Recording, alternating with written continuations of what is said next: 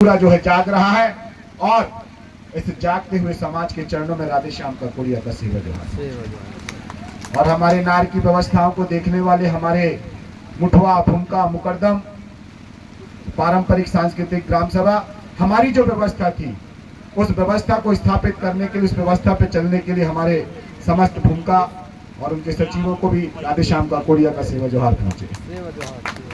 आज की आयोजन समिति जिन्होंने इतना परिश्रम किया, इतने बड़े बड़े व्यवस्थाएं बनाई, उस आयोजक समिति के सभी सदस्यों को राधे श्याम का कोड़िया का सत सत सेवा जोहार वंदन अभिनंदन पहुंचे। और हमारे सहपुरा के ब्लॉक अध्यक्ष गोंडवाना गणतंत्र पार्टी ध्रुव सिंह परस्ते जी, तो ध्रुव सिंह परस्ते जी की उपस्थिति में ही बरसते हैं, अब ऊपर वाले बरस रहे हैं, इसीलिए परस्ते जी को भी सिर्फ सत सत सेवा जोहार नमन पहुंचे। आज का कार्यक्रम खत्म हो गया है, समाप्ति की ओर है। अब हम लोग जो है एक छोटी सी मांदी, वैचारिक मांदी की हम लोग चर्चा कर रहे हैं और इस वैचारिक मांदी में मैं कुछ प्रश्न करूंगा, आपको जवाब देंगे और जितने दूर है वो पास में आ जाए, थोड़ा सा अच्छा लगे। आ जाओ, ऐसे आ जाओ, नजदीक आ जाओ, नजदीक आ जाओ और नजदीक आ जाओ, नजदीक आ जाओ।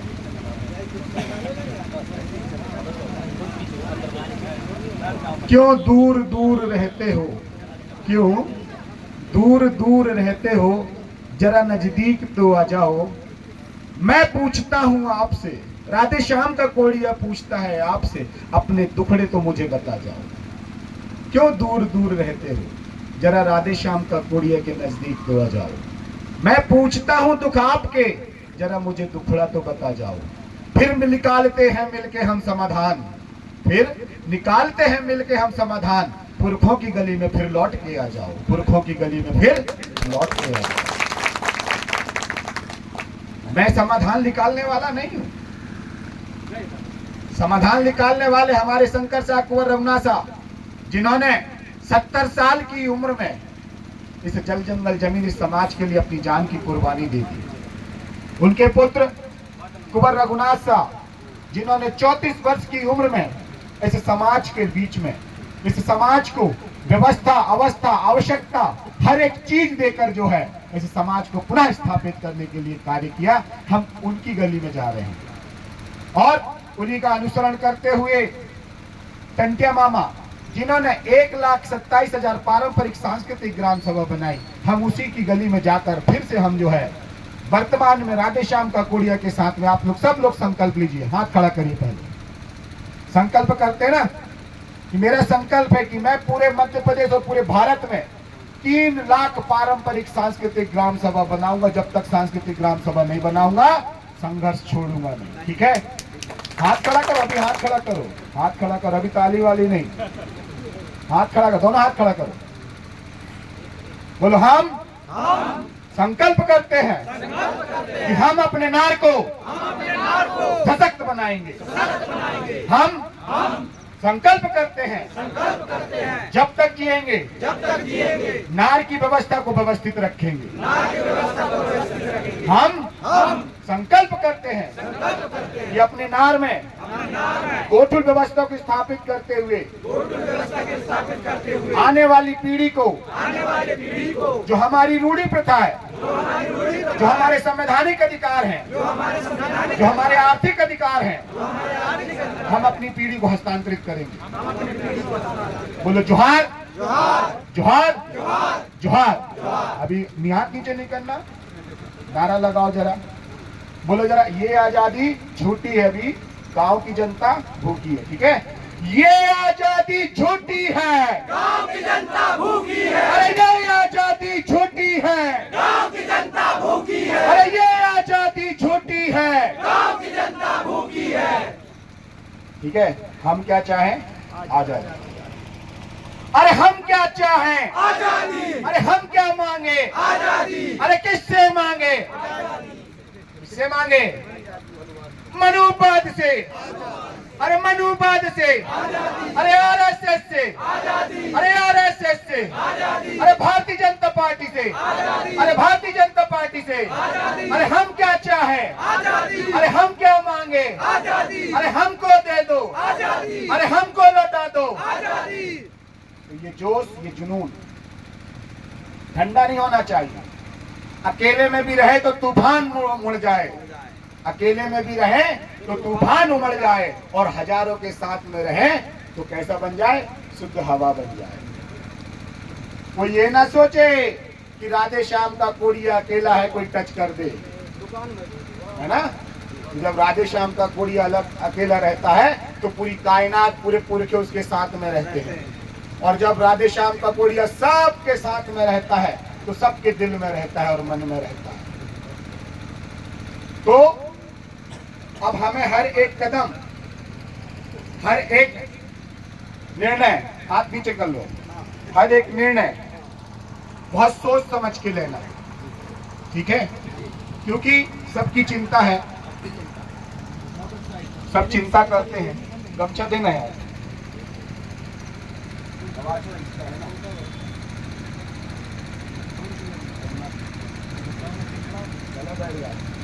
हेलो, सब चीज के उपाय हैं, लेकिन क्या हमारा देखने का, हमारा सोचने का, हमारा कार्य करने का दृष्टिकोण है।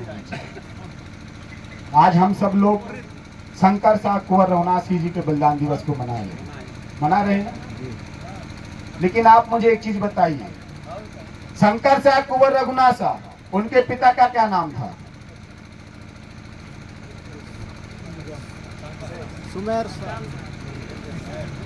सुमेर साहब। क्या था? सुमेर साहब। और सुमेर साहब के पिताजी का क्या नाम था? क्या नाम था?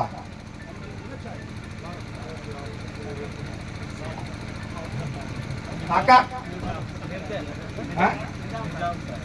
निजाम साहब। और उनके दादा का नाम, उनके पिताजी का नाम, निजाम साहब के पिताजी का नाम बताओ, बताओ भाई। हृदय साहब। और हृदय साहब के पिताजी का नाम?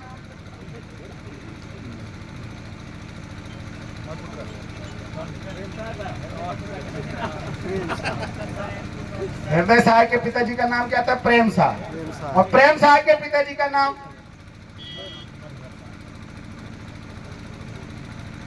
दलपत साहब कौन से थे?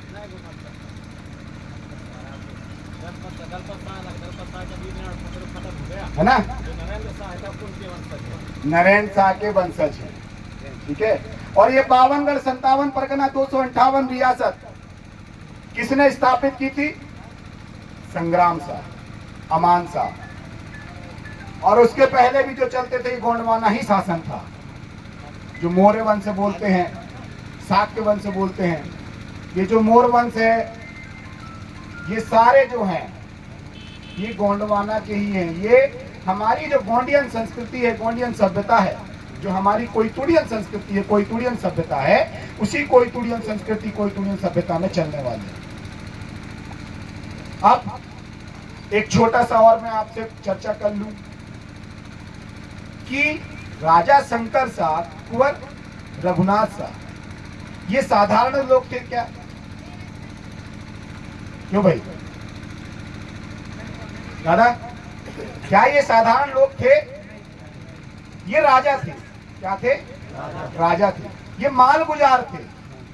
राजा बोल सकते हैं, अंग्रेजों के समय में माल गुजार हो गए हों, है ना। रजवाड़ा थे भाई, 52 गढ़ 57 परगना में इनका क्या था? अधिपत्य था, राज था। तो हम राजा ही बोलेंगे, हमारे क्या महाराजा बोलेंगे, क्या बोलेंगे? महाराजा। महाराजा को क्या आवश्यकता पड़ गई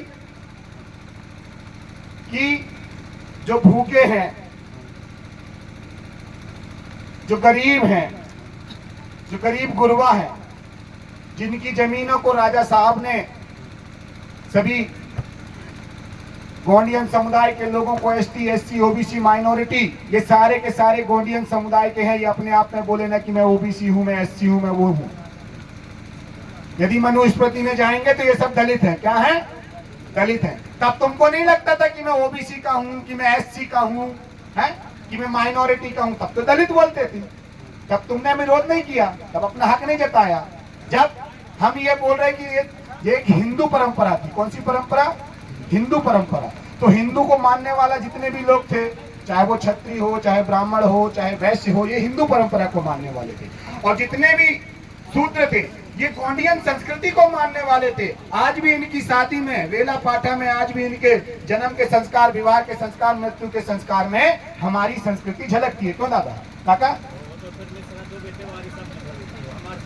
भाई हम अपनी संस्कृति की बात करें वो तो चुराए हैं, है ना, लेकिन हमारी संस्कृति पैन व्यवस्था में चलती, देव व्यवस्था में चलती।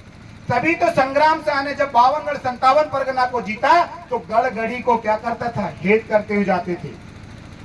हर गढ़गढ़ी को हेट करते हुए जाते थे, उनकी शक्तियों को अर्जित करते हुए जाते थे। तो जंगल के, पहाड़ के, डंगुर के, मट्ठा के, डोडा के, पुखराल के हर एक शक्तियों को हेट करते थे।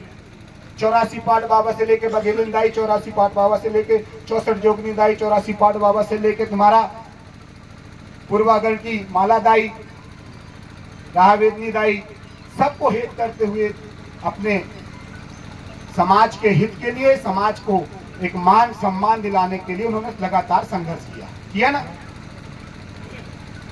क्या उनकी शहादत और उनका हमारे लिए लड़ना सही था कि गलत था? मैं आपसे पूछना चाहता हूं,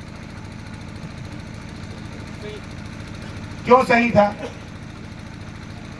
भाई जिसके पास में राजपाट हो, नौकर चाकर हो, सारी व्यवस्था हो, उसको क्या पड़ी है तुम्हारे लिए लड़ने की?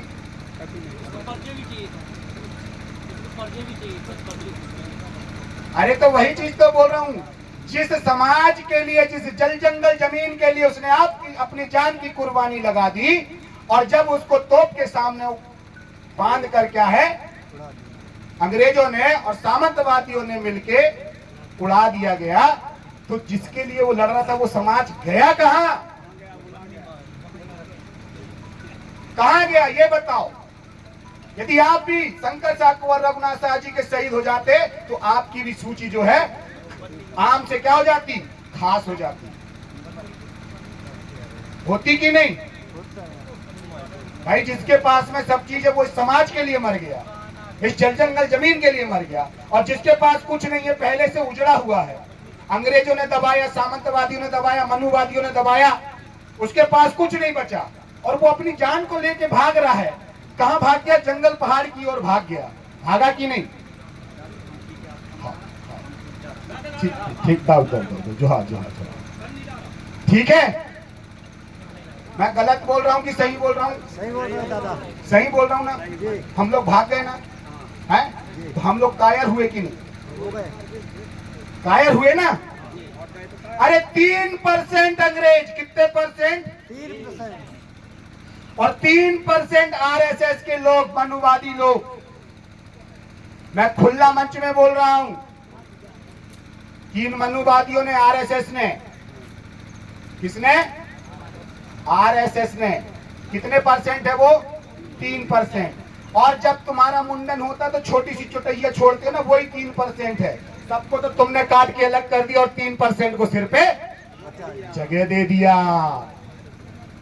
कि नहीं? यदि आप उनसे पूछोगे, मैं मात्र टीका टिप्पणी नहीं कर रहा हूं, बस हमारी संस्कृति उनकी संस्कृति में कंपेयर कर रहा हूं। आप उनसे पूछो, जब दशरथ जी खत्म हुए, कौन हुए? राजा दशरथ जी जब खत्म हुए, हमने टीवी में देखा भाई, सचमुच में नहीं देखा। जब राजा दशरथ जी खत्म हुए तो राम भगवान ने मुंडन क्यों नहीं करवाए?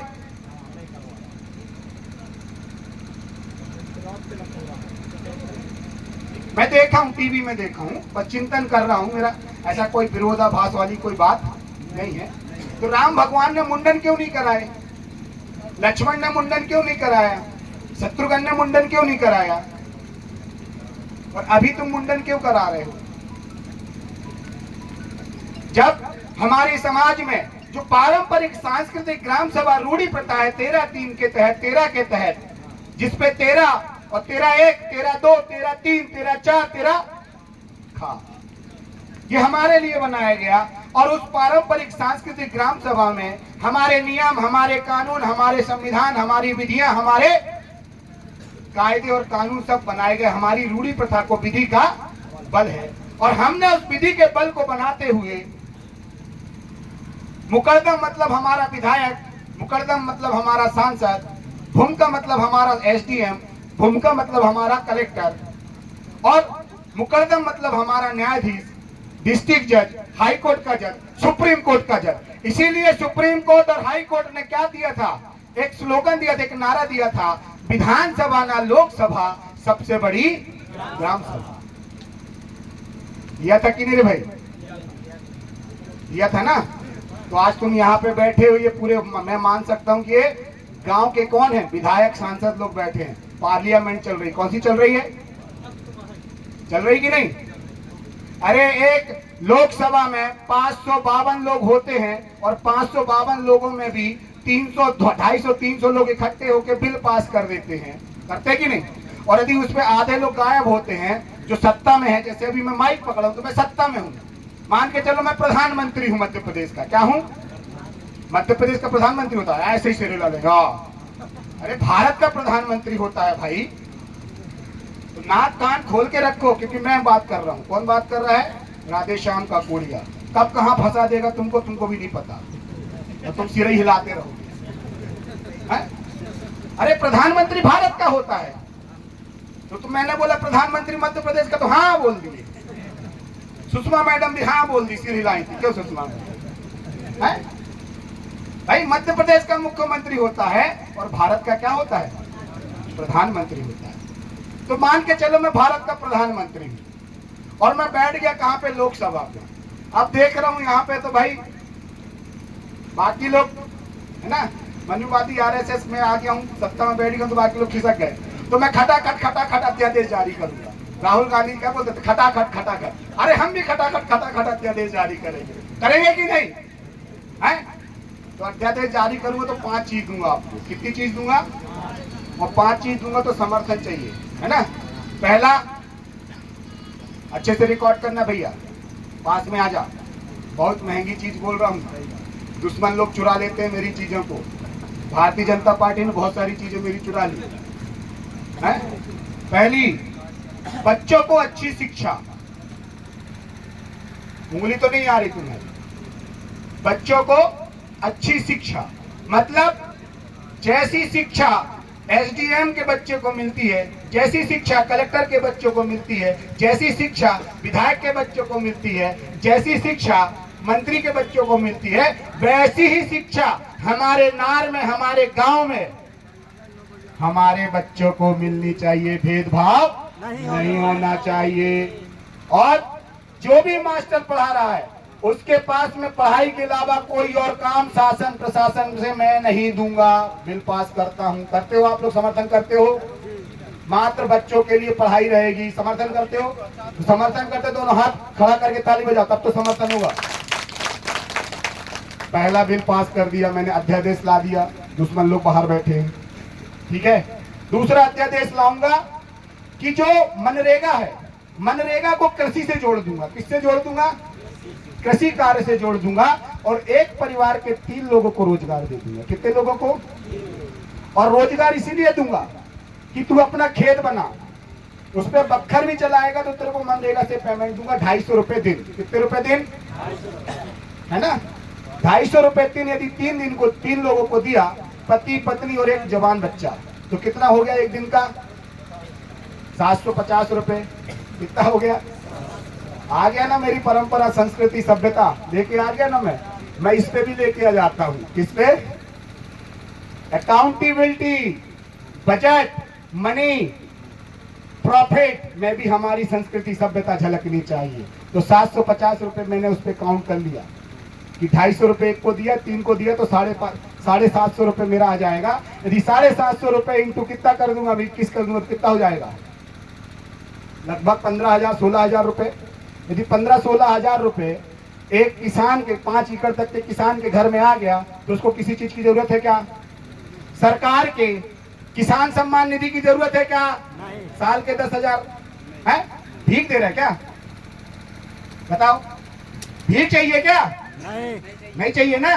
मेहनत करेंगे, खाएंगे, ठीक है। तो भीख नहीं चाहिए। फ्री का तू अपने पास से नहीं दे रहा है, हमसे जो जीएसटी लगा रहा है उस जीएसटी का पैसा तू हमको जो है हमसे 100 रुपए ले रहा है और 1 रुपए हमको दे रहा है और बोल रहा है कि पाल रहा हूँ। अरे तू कौन होता है पालने वाला? पूरे देश को पालने वाला हमारा देश का किसान है। पूरे देश को चलाने वाला हमारे देश का जो है ST SC OBC जो सबसे बड़ा किसान है, जो इस देश का मालिक है, वो पाल रहा है। तुम कहाँ पाल रहे हो?